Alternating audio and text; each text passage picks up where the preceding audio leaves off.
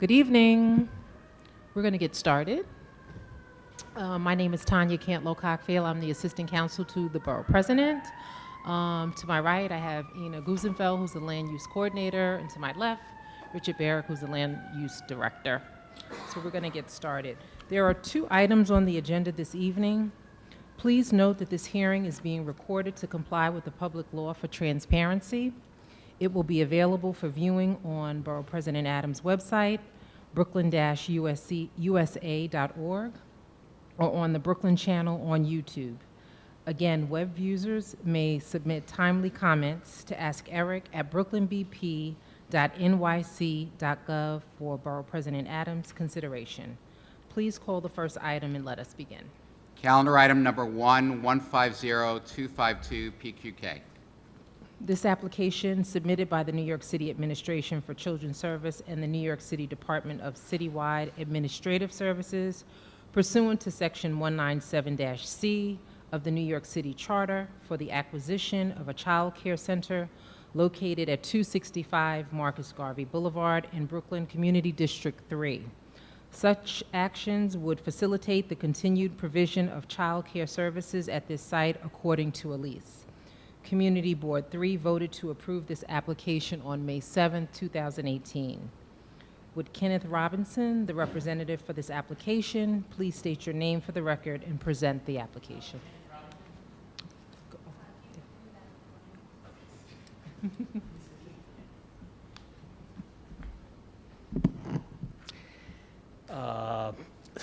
Borough Presidents, staff, members of the public, good evening. My name is Kenneth Robinson. I'm an attorney with the Office of General Counsel of ACS, and I'm asking that the Borough President approve our application, which is for a new lease for the facility at 265 Marcus Garvey Boulevard.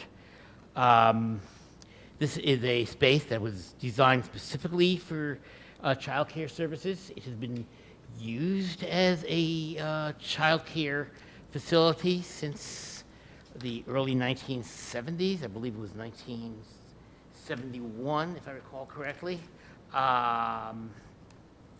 And it has been serving the community. It is a early learn dual eligible program, which means that children who are enrolled there must be certified as eligible for child care and Head Start services. That means their families must earn up to 200% of the federal poverty level and must have a valid reason for care. Those valid reasons include working, being in school or in a work training program, up to 6 months of looking for work, or not having a permanent home. And there is also a DCAS facility sharing. No, okay, strike that. And at this time, we are asking that the Borough President approve the site, and we are available to answer relevant questions. Okay. We do have a few questions for Sure. you. So the first one, it is in the interest of the community for child care facilities to serve neighborhood residents. What is the number of contract seats, and what are the criteria for selecting children to attend the center when vacancies arise? Okay, there are 69, a capacity for 69 preschoolers. The criteria would be, there would be children from the community who met the criteria that I outlined above. Okay, the second question. Borough President Adams has been concerned that city lease terms were not as long as they have been in the past because more financially lucrative opportunities are available to landlords. Child care facilities are at risk of losing their leases and being unable to continue serving their communities.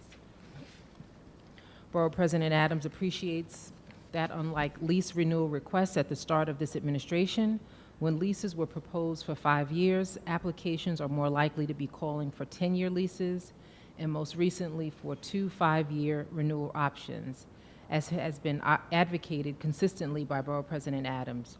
What is the anticipated duration of the lease, and what rights would the city have to renew?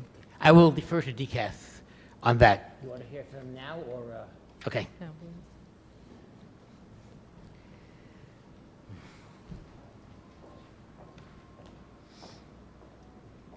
Good evening. I am Dale Lazarson, an Assistant Director with DCAS Leasing and the Real Estate Services Group. And with me is my colleague, Stephen Lynn. Hi, my name is Stephen Lin. I'm the assigned lease negotiator for this transaction. To answer your question, DCAS is seeking a 15-year lease as the base term, and we are also seeking 2 5-year renewal options.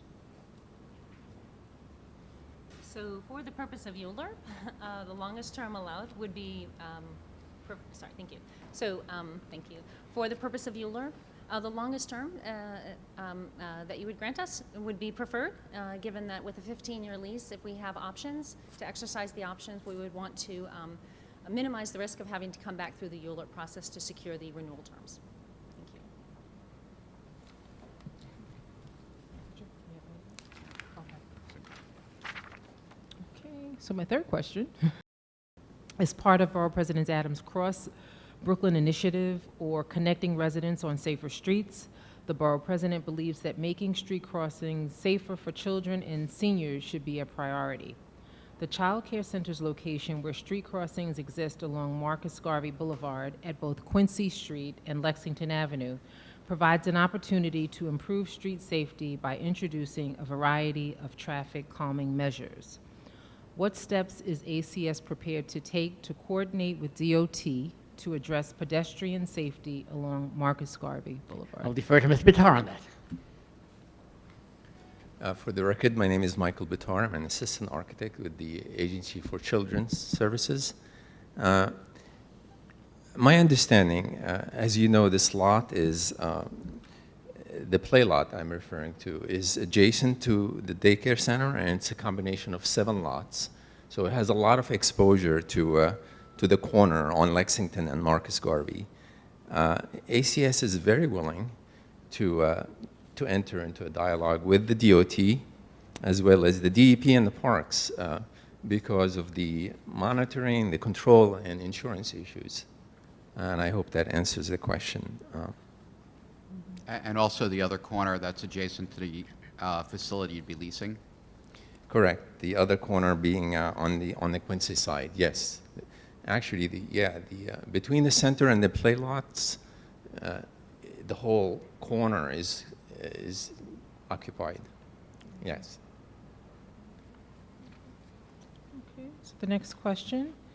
It is Borough President Adams' understanding that the adjacent playground utilized by the Child Care Center is city-owned lot. Is there a reason that this playground is not open to the public during after hours? And Mr. Bitar will answer that. Yeah, it's really the same issue of control, monitoring, and insurance that will also, I believe ACS is willing. In the past, this used to be a lot for Todd, so it was primarily set aside for ACS's needs, not necessarily the open to the public because of those issues. Again, insurance, control, and monitoring. So ACS is open, I believe, to such dialogue and is willing to look at it. And so would this be something you'd be dialoguing with the Parks Department? Correct. To Parks, the DAP and the and the DEP because of the rain issues and the water levels.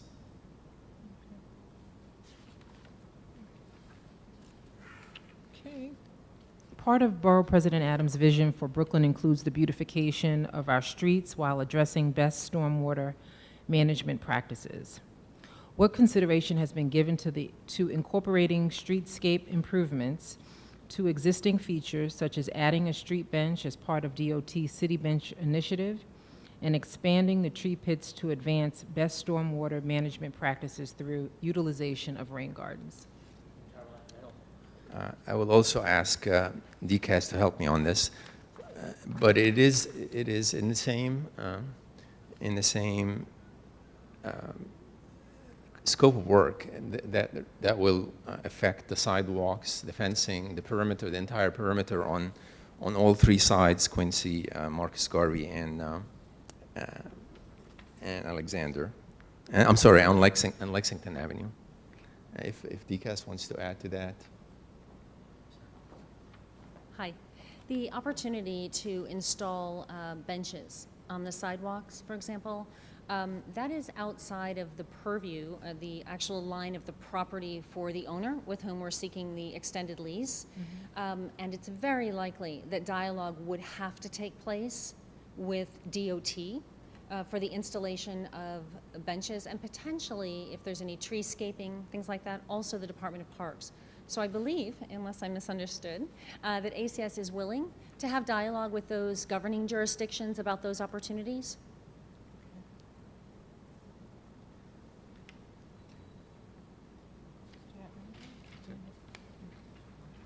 No, I just. And our last question. It is Borough President Adams' policy to maximize job opportunities for Brooklynites with local businesses. Therefore, when hiring opportunities arise, how does the Child Care Center go about filling such opportunities, and what steps might be taken in the future to promote local hiring? Well, generally, the hiring is done not by ACS, but by the contracted provider, and they generally advertise on a child care worker site. I think what might be done is to encourage the provider to have the potential employees check out the site. Also, some schools which have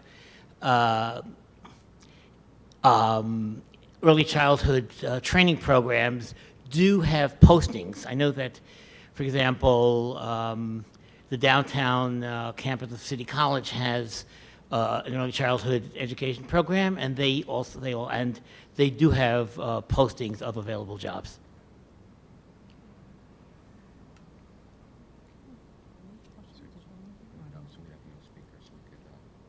Okay. Okay, so we have no speakers. Are there anyone that would like to speak that hasn't submitted a speaker slip? Okay, hearing none. Okay, thank you very much. Thank you. Okay, calendar item number 1 is closed. Calendar item number 2, 170213 ZMK, 170214 ZRK. These applications submitted by 57 Caton Partners, LLC, pursuant to Sections 197-C and 201 of the New York City Charter for zoning map and text amendments to change from C8-2 to R7A, a portion of a block bounded by Caton Place, East 8th Street, and Ocean Parkway, establish a C2-4 district within the rezoning boundary, and designate the project area and MIH area. Such actions would facilitate the development of a 9-story mixed-use building with approximately 99,000 square feet of residential space and 10,000 square feet of commercial space in Brooklyn Community District 7. The development would result in approximately 107 dwelling units. According to the MIH Option 1, 25% of the residential floor area, or an estimated 27 units, would be affordable to households earning an average of 60% of the AMI. The building would have frontage on Caton Place and Ocean Parkway and comply with the 30-foot front yard requirement of the Ocean Parkway Special District. The development would include 74 accessory parking spaces. Community Board 7 voted to approve this application on May 16, 2018. Would Paul Selver, the representative for this application, please state the name for the record and present the application? Thank you. Paul Selver, a member of the law firm of Kramer Levin. We are land use counsel to the applicant. Tonight I'm here with Jason Little, the architect, and he's going to talk more specifically about the building, and Allison Reddick, who is prepared to respond to questions about the environmental assessment. She's with VHB, the firm that prepared the assessment. Start out with the two site location maps. As you noted, the site is between Caton Place and Ocean Parkway. between 8th Street and Coney Island Avenue. It's 1 block southwest of Prospect Park, and it's in the Windsor Terrace neighborhood. It's served by the Fort Hamilton Parkway station of the F and G lines and the Church Avenue station of the B and Q lines. Today, the development site is improved with a 3-story, 35-foot tall building containing about 25,000 square feet. It's used as a warehouse, and it has been so used for many years. The proposed rezoning encompasses lots 1 and 4 on block. You can take the mic out with you if you. Oh, if it's okay, helpful. that's good, okay. Lots 1 and 4. Lot 4 is the footprint site of the proposed building. Lot 1 is mapped parkland that is currently used for access to a bridge over Ocean Parkway that lands on the north side of the street. The site is currently zoned C82 and within the Special Ocean Parkway District. C82 districts and have a commercial FAR of 2 and a community facility FAR of 4.8. Permitted uses include business and professional offices, hotels, most retail uses, gas stations, and mini storage, but not residential.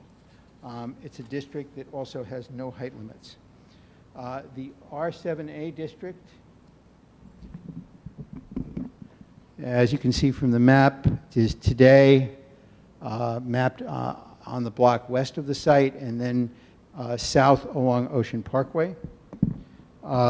And the proposed action would extend the R7A across the park on Lot 1 and to include, actually the park on Lot 1 to include the proposed development site.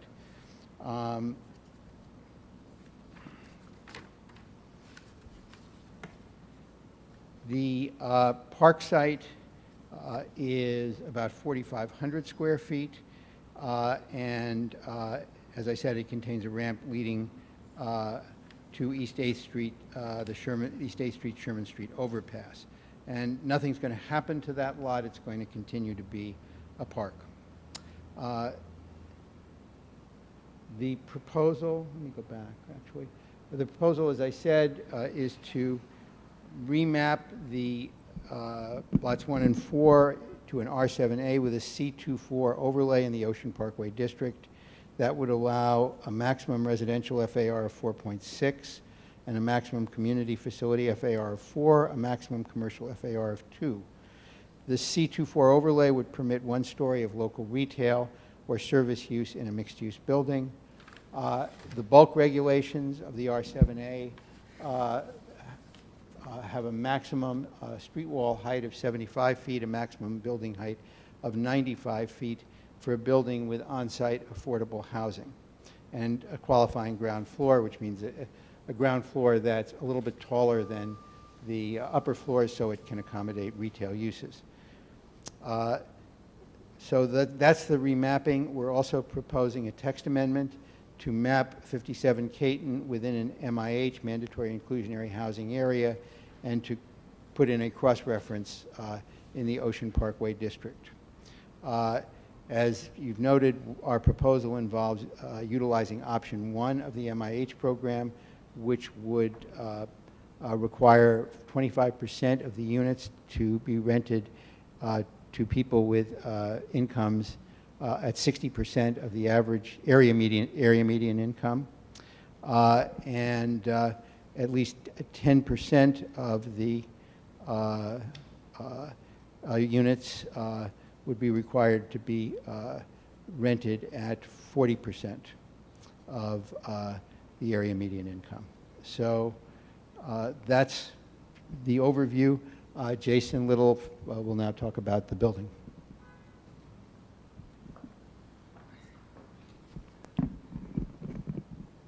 Thank you. My name is Jason Little. I'm with Morris Adjemi Architects. The building We're proposing, this is a through lot condition, and as you can see on the map, as Paul said, the pedestrian overpass is to the west, the stables also to the west on the south side, on the east side. Currently, open space parking lot for the church. And to the north, the Ocean Parkway, which is a rather wide street. We're proposing a single building with 2 building segments, so it's 2 separate cores, residential above 1 story of commercial. Here's the first floor. The retail space in front on Caton Place, along with the residential lobby, and then the parking ramp entrance. On Ocean Parkway, we have a 30-foot required front yard in this special district, and we're proposing to activate that with residential use directly on ground floor next to the second residential lobby. Oops. These are typical floor plans. On the right, we're showing the typical floor plan in the base. As you can see in the unit mix, we are actually favoring a somewhat larger apartment, or rather higher number of bedrooms than maybe typical. More or less 50% 2s and 3s, 50% studios and 1 bedrooms. At the upper floors, we have a required 15-foot setback on Caton Place and 10-foot setback on Ocean Parkway. And on Ocean Parkway, we're utilizing dormers. This is a conceptual rendering of what the project could be. We've looked in the district to pull materials that might make sense here, to ground it in the characteristics of the other older buildings nearby. We're proposing to use brick masonry, and also to articulate the buildings to break down some of that scale, and also to use a contrasting material at the setback level to help accentuate the building base. We've really wanted to activate the streets, particularly Caton Place, with local retail, with those balconies, which we think would add to the street life, and also the large windows. The Ocean Parkway side has central dormer, somewhat more bulk, or the sense of more bulk, which we felt was more appropriate on Ocean Parkway than on Caton Place, but a similar aesthetic. This is a Google Earth rendering where we put the building model in Google Earth, and we think that it shows that other buildings in the district and adjacent to the site really do have a very similar bulk, and that this building could be a good neighbor to those. And yeah, that's what I have for the building design. I'd be happy to take any questions. So we have a few questions for you. So the first question actually has 3 parts. Regarding the intended affordable housing units, first question, what is the qualifying income range for prospective households based on household size? The second question, what are the anticipated rents based on the number of bedrooms? And what is the distribution of units by bedroom size? Okay.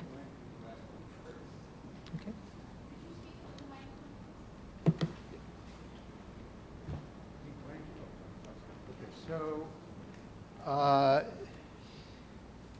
the 60% of AMI for a family of 4 is an annual income of $62,580 a year. I mean, the range, if you will, for a family of 4, at 40%, that would be $41,720 a year. And the maximum that we can go in, that we could put into option 1 project at this level of affordability, 130% of AMI has an annual income of $135,000 a year. A single person, again at 40%, would be $29,240. 60%, which would be the average, is $43,860, and then at 130%, it would be $95,000. As I said, the intent is that, or the intent is at least 10% of these units are going to be at 40% AMI, which is required. For the balance, we actually have not decided. We're expecting that as a result of the ULURP process, we'll get feedback as to how the communities, how the elected officials want to see those distributed, and we'll work on that through the city council process. Okay, that was one. Can you go to The other was, what are the anticipated rents based on the number of bedrooms? Okay, as I understand it, the anticipated rents are based on 30% of the rents, for 30% of the income of the people who are there. I'll do the same bracketing, 40, 60, and 130. A single person at 40% AMI would pay $524 for a studio, $837 for at 60% AMI, a single person would pay $837 a month for a studio, and at 130%, a single person would pay $1,979 a month for a studio. At 2-bedroom, a family of 4 would pay $810 a month at 40% of AMI, $1,280 a month at 60% of AMI, and $29.93 a month at 130% of AMI. I think those would be the that would be the maximum rents.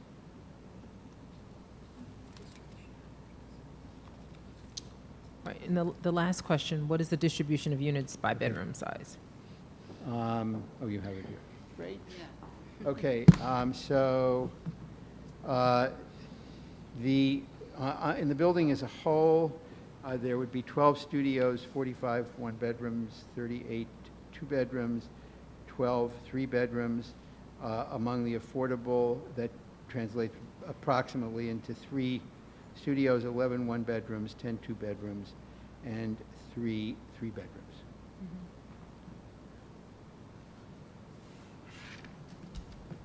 Next question.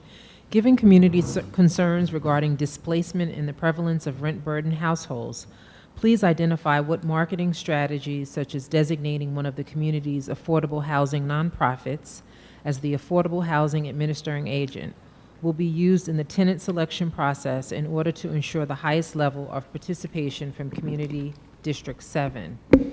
Would such marketing strategy start off with a financial literacy campaign to assist area residents in becoming lottery eligible? Hi, my name is Lauren George with Constantinople and Boulogne, representing the 57 Caton Partners team. So for marketing, I think this is slightly premature at this point, but we are eager to, the development team is eager to partner with local nonprofits on not only financial literacy workshops potentially for the affordable segments of the building under the MIH program, but you know, one of the organizations that we would look to would be Fifth Avenue Committee, for example, which has a really great footprint and a lot of experience providing affordable housing in Community Board 7. But we're committed to trying to increase the 50% set aside for the community board, and go above and beyond that by working with local nonprofit partners. But again, that's a couple of years down the road. So once we're ready for the lease up phase, we'll reach out before that time. Okay, thank you. And the third question, one concern voiced by neighborhood residents is the challenge of securing parking on local streets, and the fact that there would be more competition for limited on-street parking spaces due to proposed development. As represented, the project would result in 74 parking spaces, which is in excess of what would be required by the requested zoning district. What mechanism would memorialize this commitment? You want to speak to that? There's because this is a rezoning and not a special permit, there are no specific mechanisms that exist within the zoning resolution. I think the goal of the developer is to provide as many parking spaces as possible, up to the 74, because, number one, it's good for marketing in the building to have spaces for people who rent apartments in the building. And secondly, those spaces can be made available to anyone in the community on a monthly basis or weekly, monthly, daily basis, so that the objective, frankly, would be to maximize the number of spaces and the revenue that would come from those spaces.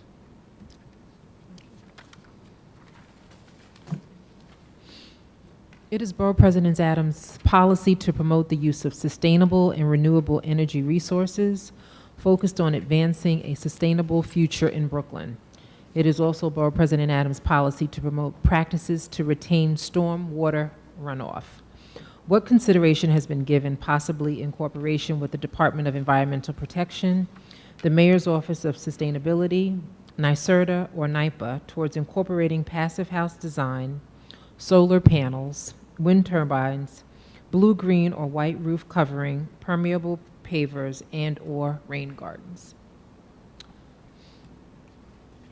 So as an office, MA Architects embraces those options, and we would certainly look to implement as many as possible here on site. What we have talked about certainly is stormwater detention, the use of blue roofs, and based on the community board, what we heard from the community board is that there's a huge interest in also the heat island effect and whether we could use green roofs to not only retain the stormwater, but also then reduce the heat island. And we think that's a great idea, something that we would look to as we go through design development to integrate that with the occupiable roof surfaces.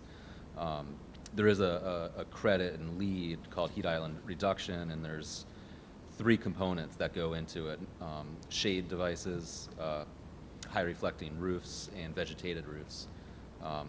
We haven't designed that yet, but we would look to meet those criteria. Not that we're necessarily going to lead, but it's something that we're very interested in as a firm, and I know the developer supports that. And so, yeah, we would look to implement that. In addition, rain gardens, formerly known as bioswales, is something that we would look to implement on the Ocean Parkway side, where we have the opportunity with the front yard being a landscaped area. We would want to do that too.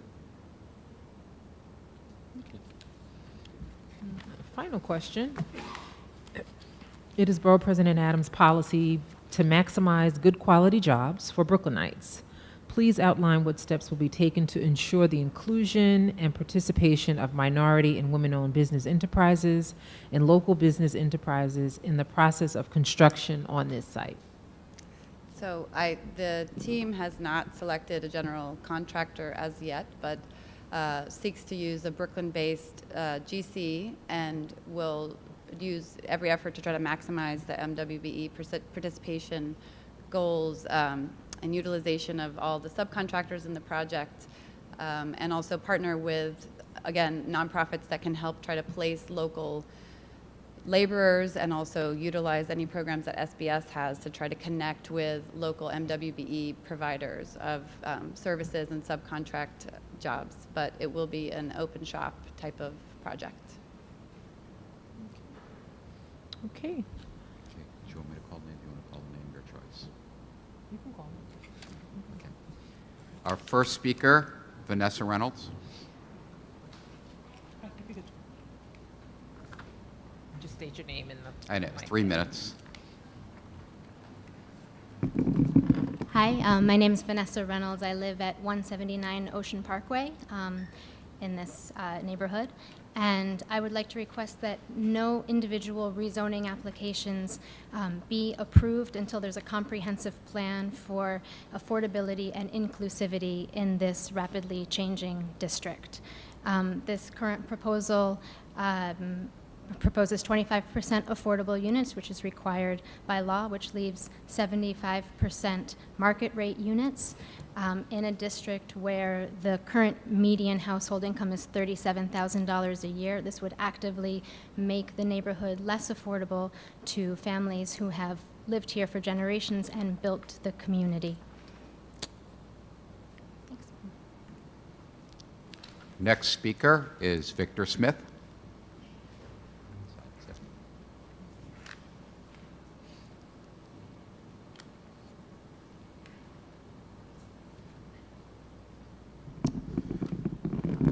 Hello all, my name is Victor Smith. Forgive me because I did not really plan on speaking today. I kind of thought that some of the stuff was handled already, so I'll keep it quick. I wish the board to address certain issues before this project is approved.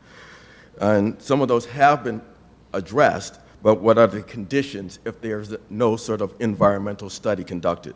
First being sewage, as we are at the bottom of the hill already, and the community is adjacent to a wall which borders the beach, borders the expressway. So while a green roof would definitely help, and is one of the things I hope is considered, issues of drainage will come in. The next is utilities, the effect on water, the effect on the electrical services, the effect on gas. Who is going to be responsible for the upgrade of all those services? Because right now, they were all not really designed to handle the current occupancy, which is about to be increased. The next is traffic. Traffic, which we already have a lot of traffic on that circle, which has been noted. We're about to increase the traffic flow on the corner of Coney Island Avenue and what's our cross street? Anyway, we're about to, between the storage place going in and a possible store, we're going to lose parking spaces, and we're going to have to handle those that are there. So 74 that's coming in is good, but we already have a problem now. The next is mass transit, because the F train and G are already bogging down before they get to us at those locations. We're about to increase the load. Once again, I'm not saying don't do it. I'm saying let's take a really hard look at a study before we decide the size and scope of the project. Next, the effect on local schools. We've already had to add a school there because of the effect on the amount of students that are already going to those schools. So we were already at a second school now. We're about to add another. We're about to add more. Child daycare, I think, has been addressed. Green space, I think you were addressing already, but once again, we're about to lose it, and we are the seepage for part of the water coming down Prospect. And what is the commercial space going to be? We know there's going to be a commercial space. It does matter what kind of commercial space that's going to be. All of which questions that seem to be coming up at the opposite end of the project, we might want to think about them before we start. That's all I have at this time.